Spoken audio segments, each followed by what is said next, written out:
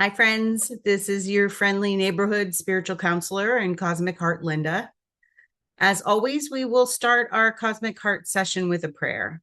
So I invite you to close your eyes, place your hands on your heart if that is safe and comfortable for you to do. We're taking in that deep breath of love and gratitude, letting go of everything and anything that came before this moment, setting aside anything that is to come after this Cosmic Heart session, knowing we can easily and effortlessly pick it back up again if it is ours to do. We are grateful and thankful to be the two or more who are gathered in the name and the nature of love. Grateful for our willingness, our determination, our desire to remember the truth of our identity, which is unconditional love, pure innocence, perfect wholeness, wisdom, beauty, clarity, abundance, prosperity, harmony, the all good. We are grateful for our mighty companions, our earthly and heavenly helpers. We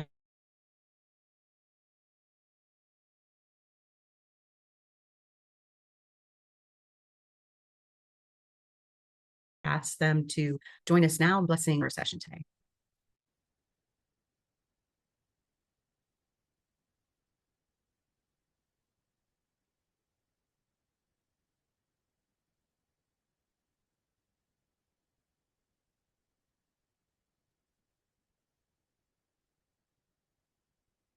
And with our intentions lightly set and our open hearts and our open minds, we are grateful to be good receivers of the all good. We claim it for ourselves right here and right now.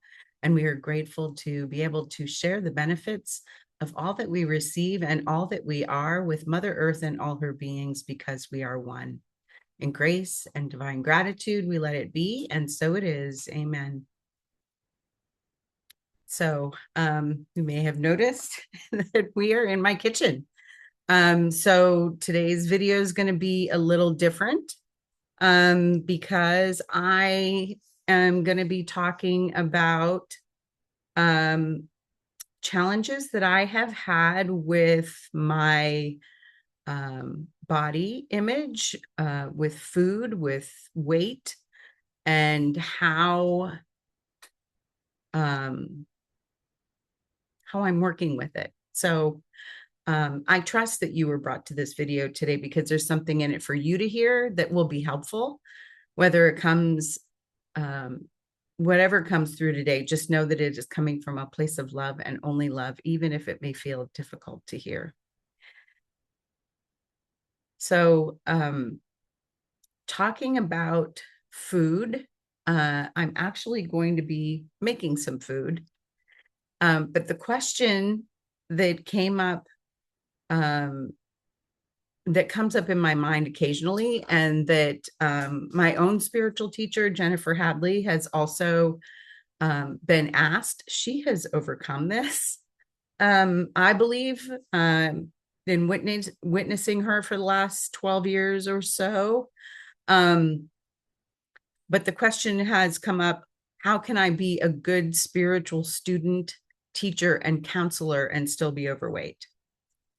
And I'm stating right here and right now, for the not for the first time,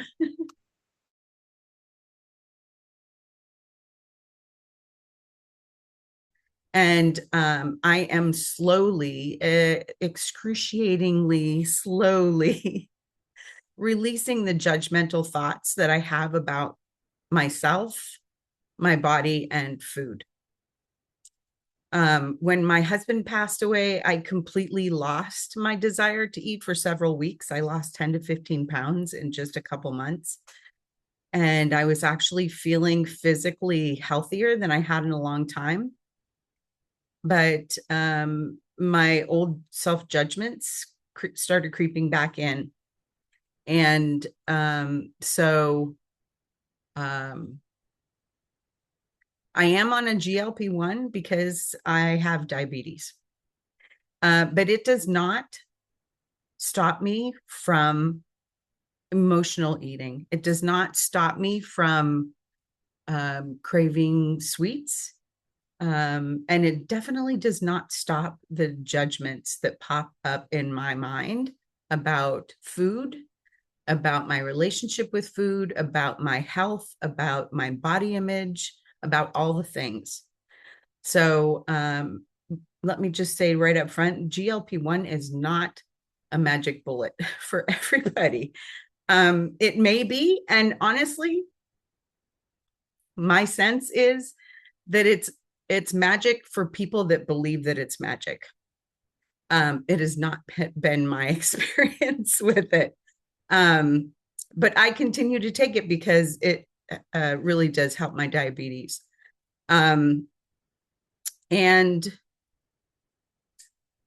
so the folks that I know, there goes my oven, it's a temp. The folks that I know that are healthy, they're at a healthy weight, they've been at a healthy weight for as long as I've known them. They don't do any diet plan, they don't take any medication. They eat when they're hungry and they stop when they're full. My family upbringing, I'm Italian and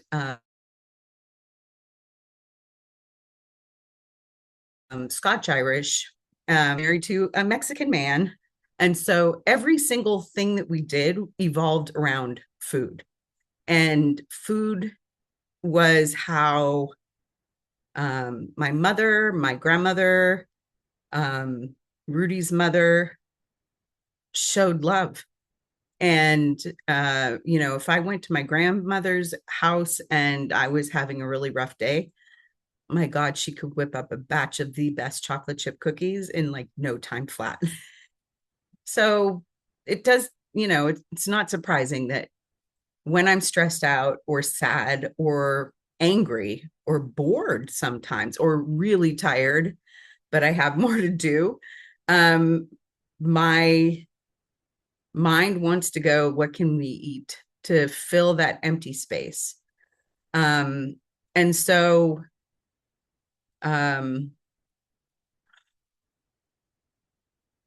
in my experience, I cannot have an all or nothing attitude. I cannot berate myself if I fall off the food wagon.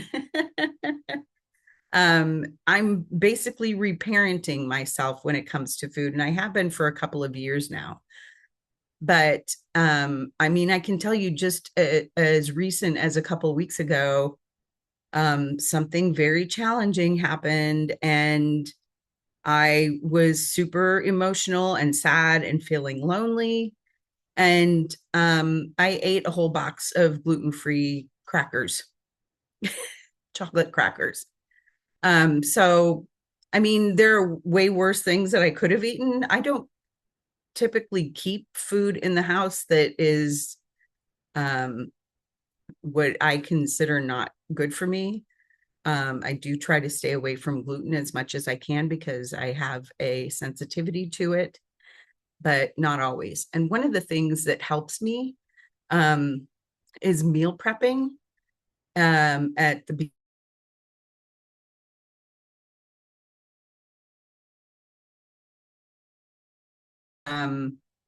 that's what I'm going to show you today. I love doing this. This is going to be a sheet pan meal. And so I'm going to be talking to you while I'm preparing this. I do these probably every other week. Last week I did some salads, and that was great. And the week before I did a sheet pan meal, and yeah, I just find it very helpful. If I make a giant pan full of chicken and veggies, sometimes I add Italian sausage because that's a lot of flavor. Then I can eat that all week long. I have no problems with it. And I often, when I store things, I will separate them. I'll separate the veggies from the chicken because I'm making a lot of chicken today. I can tell you that right now. And a lot of it will get shredded up or cut up and stuck in the freezer for next week or the week after. So, and I do buy some convenience foods because that's just the season of my life right now. I need things to be easy and simple and satisfying. And so, you may notice there are dishes in my sink, dirty dishes. So what I'm going to do first here is I bought a bag of kale already cut up, washed and ready to go. Dumping the whole bag on. If you know anything about kale or greens of any kind, you know that they will cook down to nothing. So I'm going to spray them with some olive oil.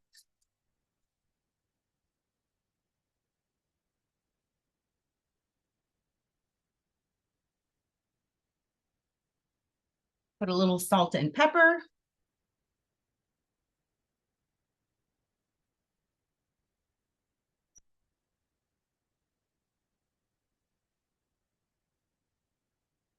If you like to use fresh pepper, Turkish coffee grinder.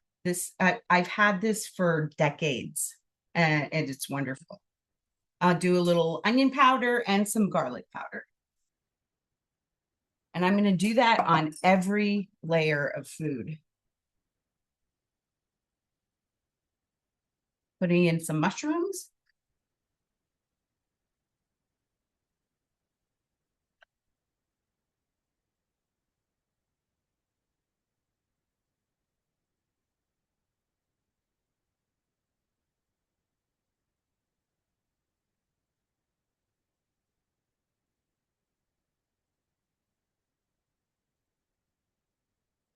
A whole bag of organic asparagus. I forgot the name of it for a second. I don't usually cook on camera, so this is new for both of us.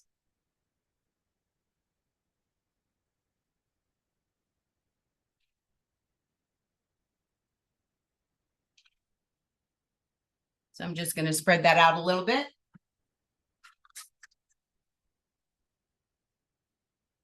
And spray it with some olive oil, salt, and pepper.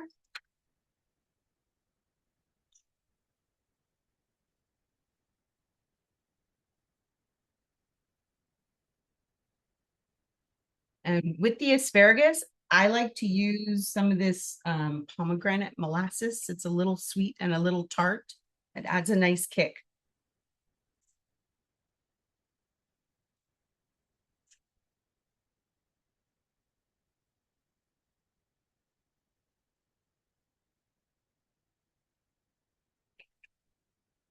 You don't need a whole lot.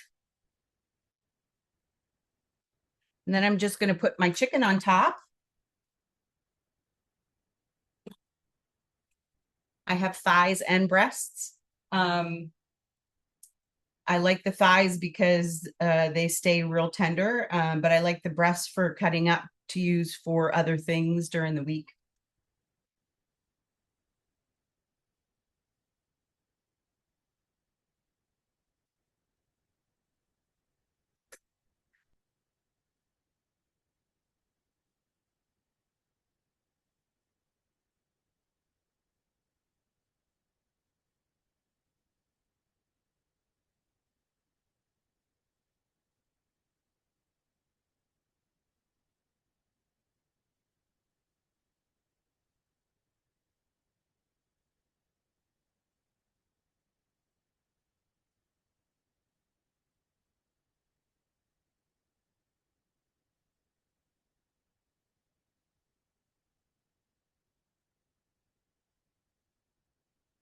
Again, I'll spray it with some olive oil. This is a great little spray bottle. I got it from Amazon. I just put my own olive oil in here.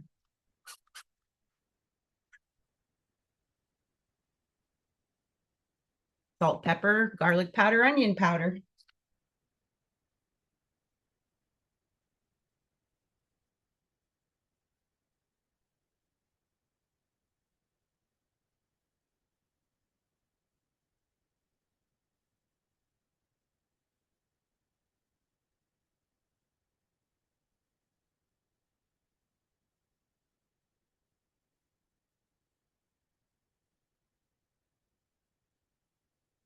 And then I'm just going to put some of these green onions that I just cut up on top.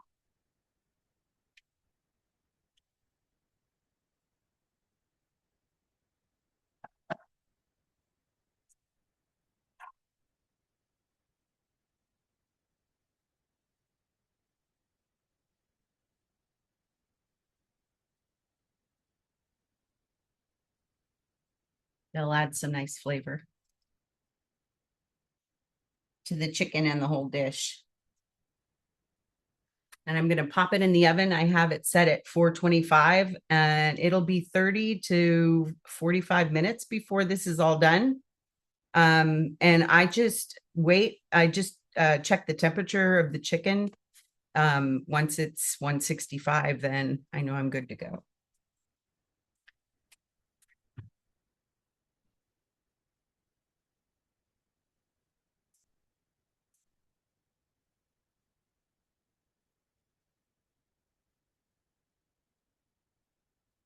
So this will feed me for at least a week. And I do have a friend that comes over now on Tuesdays. We watch a television show together, Shrinking on Apple TV Plus. And so we'll probably have some version of this stuff left over on Tuesday when she comes over. Yeah, I found that I needed a fast way to get some extra vegetables in me. Because I do have a sweet tooth, and that's, if I didn't plan ahead, if that's what I would go to. If I'm hungry, I'm going to go to something sweet. But if I have all these veggies and this chicken in my fridge, I'm going to eat it. So we'll see how this journey goes. I'm taking you along with me. And I know that one of the super important parts of this plan, of this journey, is to love yourself as deeply as you love a dear child, as deeply as you love one of your pets. And anytime you take a misstep, treat yourself that same way that you would treat that pet or that child. That's not what we were taught. That's not what we were taught when we were kids. So, again, this has been a long journey for me. I've been working on this weight issue almost all my life, since I was 9. And I'm 64. Just turned 64 last month. So, yeah, thanks for joining me on this journey. If you are interested in learning more, reach out in the comments. We can do private sessions, counseling sessions. Also, I know that my Masterful Living teacher, Jennifer Hadley, does a End My Self-Sabotage challenge, usually the end of June. So I will put a link to her website in the description under this video, along with a link to my friend Christine Cerfozo, who does the somatic movement work, and my friend Jim Donovan, who does the sound health work. And because I'm using all those things. I mean, every day, using all those things. Um, yeah, because life can be very lifey sometimes, right? And we need each other. So I thank you for uh, walking this journey with me and for listening to this video today. If you have any comments, I would love to hear your feedback about it. I did forget to use my new microphones, but I'll try that next time. Anyway, please like this video and share it with family or friends that you feel it might support. And if you'd like to see me cook more, let me know. Yeah, any ideas or suggestions you have, I'm welcome to your feedback. So thank you so much for your attention and your time today. Much love, and stay true to your own cosmic heart. Bye for now.